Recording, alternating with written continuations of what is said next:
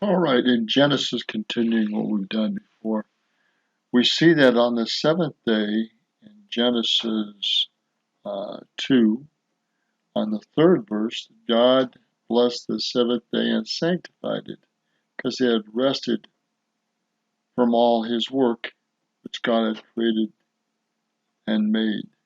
So he sanctified the seventh day. Well, then how can we worship Christ on the first day of the week? And that is a good question. We'll go from here.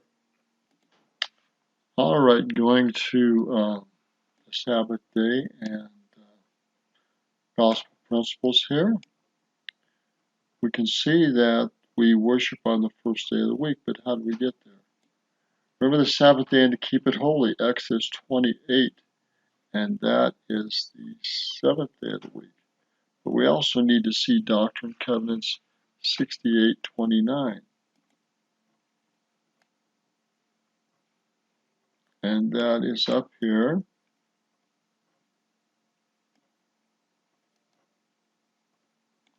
It says, and the inhabitants of Zion shall observe the Sabbath day and keep it holy. Okay, so what's our current Sabbath day? Is it on the first day of the week or the last day of the week? Well, let's continue. Sabbath day means rest.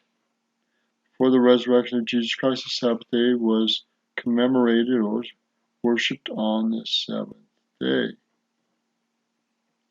Genesis, read that and so forth. God bless the seventh day. But as we go in here, we see that Jesus taught the Sabbath day was made for the benefit of mankind. Mark 2:27. But what really gets interesting is when we change. Hittites also worshipped on the Sabbath day. In modern times, he repeated his commandment that we should remember the Sabbath day and keep it holy. Okay, now we get into the Lord's Day. And the Lord's Day is when? The first day of the week, 1 Corinthians and 16:2 and Acts 27. That's a little better. Let's go there. And upon the first day of the week, when the disciples come together to break bread, Paul preached unto them, ready to depart on the morrow. Continued his speech until midnight. So what happens on the first day of the week? We see here that they are ready to break bread and so forth. And we go a little further down here.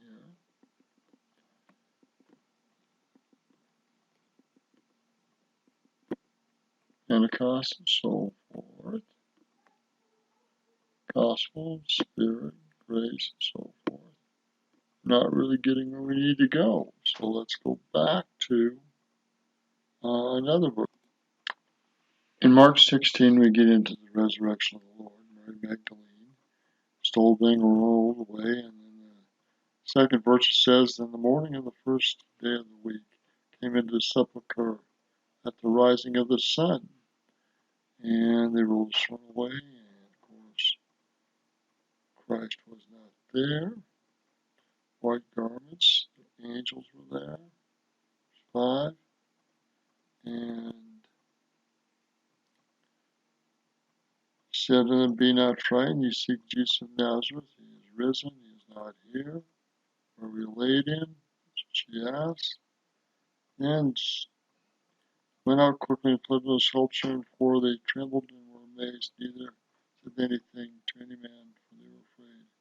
Now Jesus was risen early the first day of the week, and appeared first to Mary Magdalene, out of whom he cast 7 devils.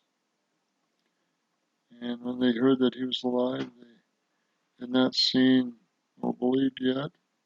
And remember, when Christ appears to Mary Magdalene, he tells them to go and talk to the apostles.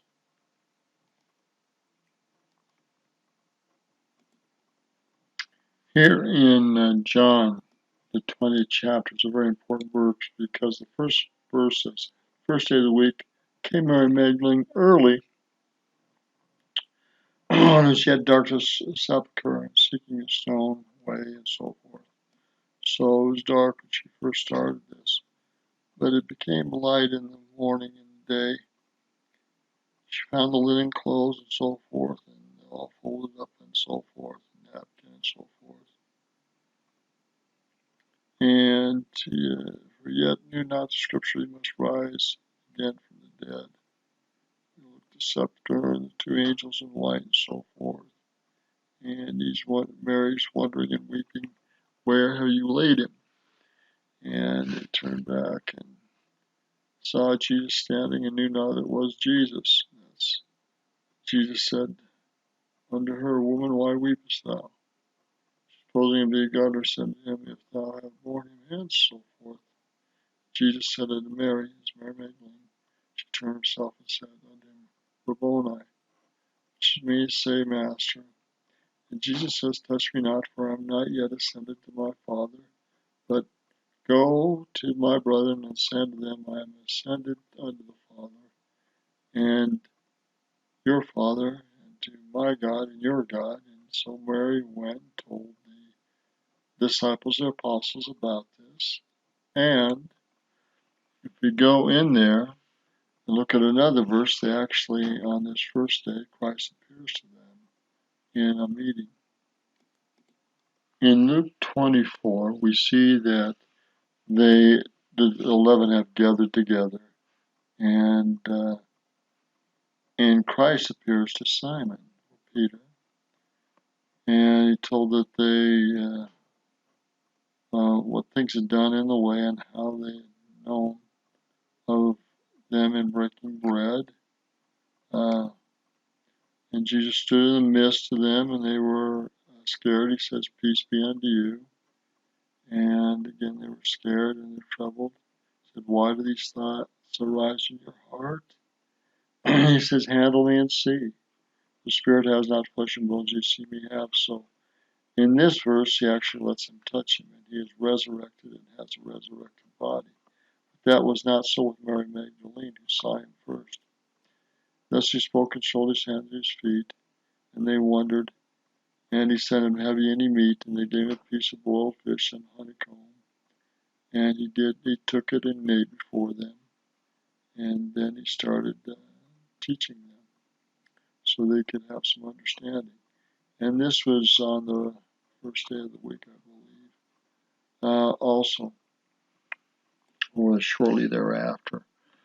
Anyhow, this shows that a resurrected body can eat, and it shows that the resurrected body can be touched or felt, and also shows that the resurrected body can go through closed doors. That's all in Matthew or Luke 24. So we'll leave it there, but very interesting parts about the resurrection, about the first day of the week, about the resurrection body, and so forth. Hope this helps your understanding a little bit. Good day.